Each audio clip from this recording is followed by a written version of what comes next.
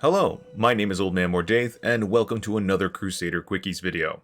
In this video, we will cover the concept of men-at-arms, how to recruit and improve them, and how to bring them into battle. If you find this video provides illumination on the assembling of elite forces in your land, please feel free to like and subscribe to the channel. Men-at-arms are a cut above the rank and file, weaker, poorer troops, levies. These elite forces are not comprised of the pig farmer's 3 sons and an elderly man with a limp, nor do you just drop by the local farm and round them up like beef for the meat grinder. To get started with men-at-arms, click your military button, the shield icon here on the right side of your screen.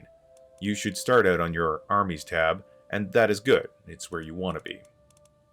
The 2 boxes on the top are to track levies and your knights. Below you have a spot for men-at-arms. If you do not see any in this area, that simply means you do not currently have any elite fighting forces, and you should be embarrassed. You will notice it will tell you how many regiments you have. Currently, we can have 6, but each of those can be upgraded depending on your innovations and other additive factors. The total number of available regiments also expands as your culture and dynasty shapes their specialties. So from 6, you might get 7, 8, or even more. Once you click the Create Men-at-Arms Regiment button, you will see a list of available men-at-arms and how much each regiment will cost you. When you click on a specific men-at-arms, it will give you lots of information. Things like damage, toughness, pursuit, and screen. These are key factors in combat mechanics of the game, and we will be giving them separate videos. Things to keep an eye on is their size. This is how many soldiers make up the regiment. Normally, you will have a regiment that consists of 50 to 100 soldiers. When you initially buy a regiment, they will start off with a low number of soldiers, usually around 5. Each month, they will consume some resources, gold or prestige, in order to grow in their ranks. This represents soldiers being healed, new ones being recruited, and equipment being purchased.